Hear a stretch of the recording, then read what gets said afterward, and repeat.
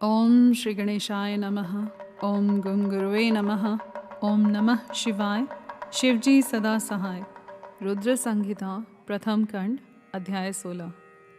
स्वयंभू मनु और शतरूपा की, ऋषियों की तथा दक्ष कन्याओं की संतानों का वर्णन तथा सती और शिव की महत्ता का प्रतिपादन। ब्रह्मा जी कहते हैं, नारद, तदंतर मैंने शब्द तन मात्रा आदि सूक्ष्म भूतों को स्वयं ही पंचीकृत करके, अर्थात उन पांचों का परस्पर सम्मिश्रण करके, उनसे स्थूल आकाश, वायु, अग्नि, जल और पृथ्वी की सृष्टि की, पर्वतों, समुद्रों और वृक्षों आदि को उत्पन्न किया। कला से लेकर युग पर्यंत जो काल विभाग हैं उनकी रचना की। मुने, उत्पत्ति और विनाश वाले और भी बहुत से पदार्थों का मैंने निर्माण किया, परंतु इससे मुझे संतोष नहीं हुआ। तब सांब शिव का ध्यान करके मैंने साधन परायण पुरुषों की सृष्टि की।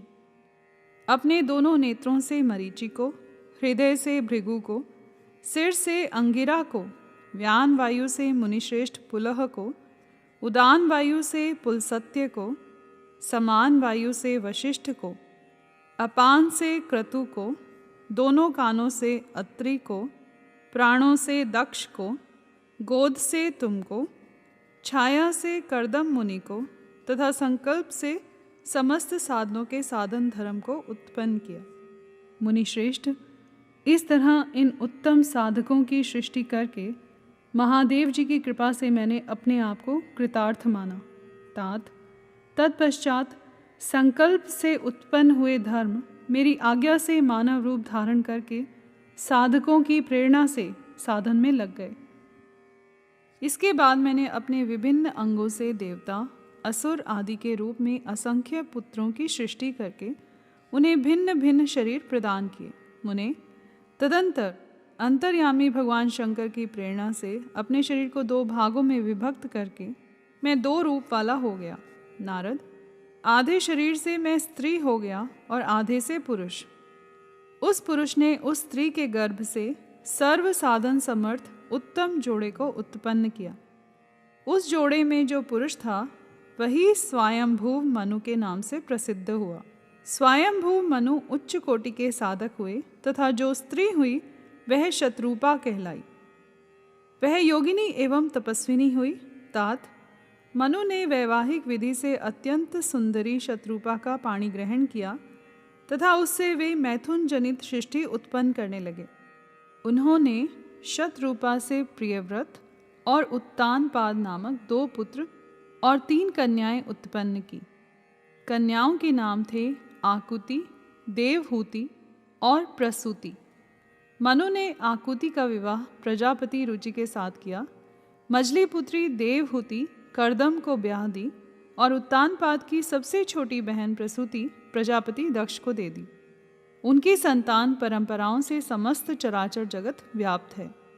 रुचि से आकुति के गर्भ से यज्ञ और दक्षिणा नामक स्त्री पुरुष का जोड़ा उत्पन्न हुआ।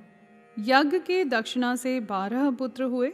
मुने, कर्दम द्वारा देवहूति के गर्भ से बहुत सी पुत्रियां उत्पन्न हुई। दक्ष के प्रसूति से 24 कन्याएं हुई। उनमें से श्रद्धा आदि 13 कन्याओं का विवाह दक्ष ने धर्म के साथ कर दिया।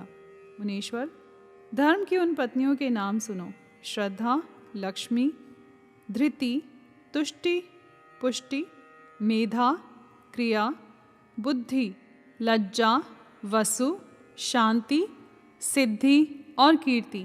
ये सब 13 हैं।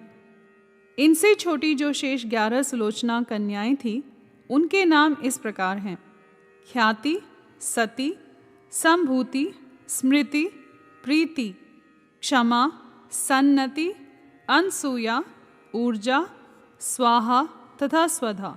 भृगु, शिव, मरीचि, अंगिरा मुनि, पुलस्त्य, पुलह, मुनिश्रेष्ठ क्रतु, अत्रि, वशिष्ठ, अग्नि और पितरों ने क्रमशः इन ख्याति आदि कन्याओं का पाणी ग्रहण किया।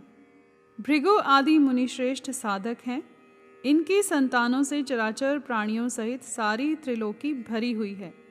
इस प्रकार अंबिकापति महादेव जी की आज्ञा से अपने पूर्व कर्मों के अनुसार बहुत से प्राणी असंख्य श्रेष्ठ द्विजों के रूप में उत्पन्न हुए। कल्पभेद से दक्ष के 60 कन्याएं बताई गई हैं।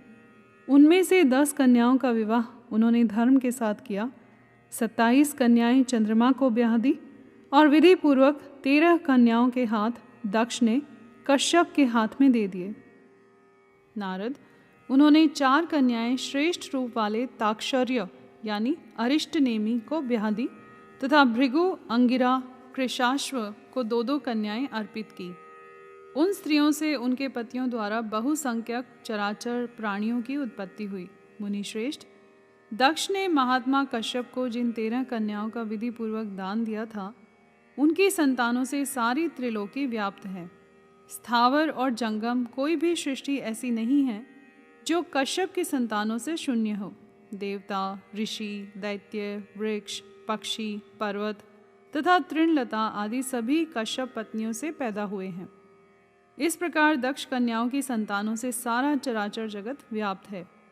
पाताल से लेकर सत्यलोक पर्यंत समस्त ब्रह्मांड निश्चय ही उनकी संतानों से सदा भरा रहता है, कभी खाली नहीं होता। इस तरह भगवान शंकर की आज्ञा से ब्रह्मा जी ने भली भांति सृष्टि की। पूर्व काल में सर्वव्यापी शंभु ने जिन्हें तपस्या के लिए प्रकट किया था तथा रुद्रदेव ने त्रिशूल के अग्रभाग पर रखकर जिनकी सदा रक्षा की है, वे ही सती देवी लोक हित का कार्य संपादित करने के लिए दक्ष से प्रकट हुई थी। उन्होंने भक्तों के उद्धार के लिए अनेक लीलाएं की। इस प्रकार देवी शिवा ही सती होकर भगवान शंकर से ब्याही गई, किंतु पिता के यज्ञ में पति का अपमान देखकर उन्होंने अपने शरीर को त्याग दिया और फिर उसे ग्रहण नहीं किया। वे अपने परम पद को प्राप्त हो गई। फिर देवताओं की प्रार्थना से वे ही शिवा पार्वती रूप में प्रकट हुई और बड़ी भारी तपस्या करके पुनः भगवान शिव को उन्होंने प्राप्त कर लिया। मुनीश्वर, इस जगत में उनके अनेक नाम प्रसिद्ध हुए।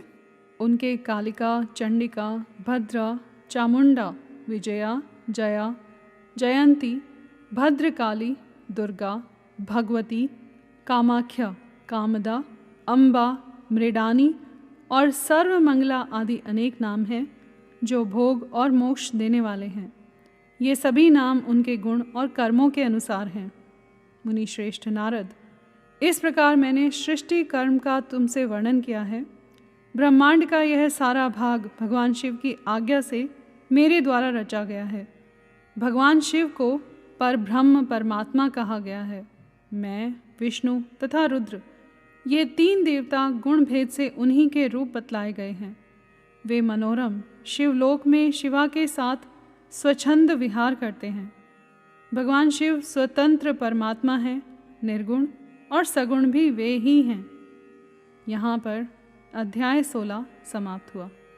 कर्पूर गौरम करुणावतारम संसार सारम भुजगेंद्रहारम सदा वसंतम हृदयारविंदे भवम भवानी सहितं नमामि।